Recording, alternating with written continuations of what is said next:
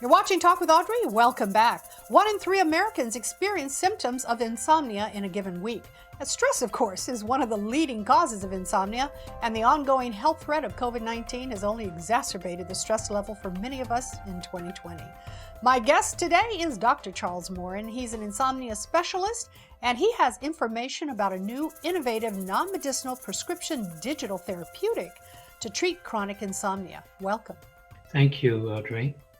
Appreciate you joining me. How common is insomnia? Well, chronic insomnia affects at least 10% of all Americans, and cases have been increasing dramatically since the beginning of the COVID-19 pandemic. So now it's probably 3 to 4 times more frequent than it is under normal circumstances. And how is insomnia treated? Well, there are many options, but clearly the most effective one is what we call a cognitive behavioral therapy, in short CBTI. And what this is exactly, this CBT is like a brief form of psychotherapy that is very practical. So it's like sleep training for adults. It helps people change the way they think about their sleep, and also it helps them change poor sleep habits that may perpetuate their insomnia problems. And CBT is typically administered by a healthcare professional in face-to-face therapy, usually psychologists or behavioral sleep medicine specialists. But a new option now that is available is Somrest. And Somrest delivers CBTI on your smartphone or tablet. So it provides immediate on-demand access when people need it. Interesting. How does it work? Well, it's kind of a software program, and it has 6 modules in it. Like the first module, people are taught how to keep a sleep journal, and then they learn about what are some of the sleep habits that may contribute to their sleep problems. The way people think about insomnia also can interfere with their sleep. So they are guided through this 6 to 8 week program how to change these factors that perpetuate insomnia. So we're really trying to get at the roots of the sleep problems and not just put a Band-Aid on it, so that people can learn how or relearn how to sleep well in the long run.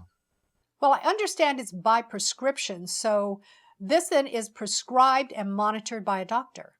Yes, so this is FDA authorized program, so it has undergone all the scrutiny of the evidence that prove its efficacy, and it's available with prescription for the initial evaluation.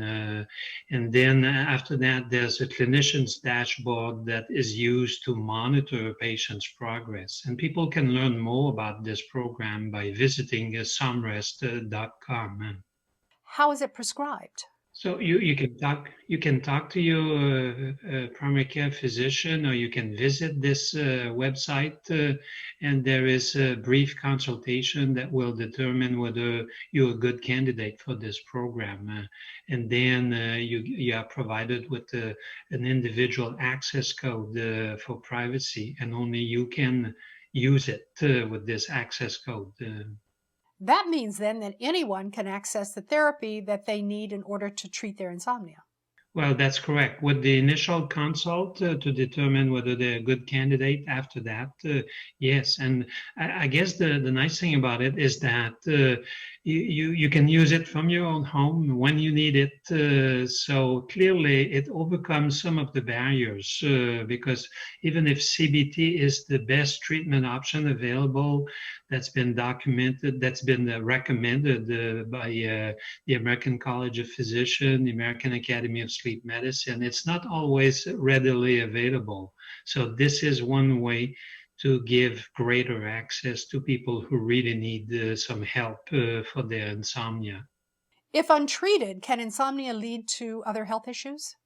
Yes, clearly. I mean, we know that the next day consequences of poor night's sleep involve fatigue, decreased energy, mood problems, problems with concentration and attention. But in the long run, chronic insomnia increase the risk of depression. We often think that insomnia is just a symptom of depression, but if you leave insomnia untreated for a long period of time, you are at greater risk for depression, even if you have no prior history of depression. So I think that we shouldn't catastrophize after just one poor night of sleep, but if the problem persists over time, we need to do something about it. And the good news is that there are effective treatments for this kind of problem. We don't have to endure it. Well, it's nice to know that it can be treated remotely and under a doctor's care.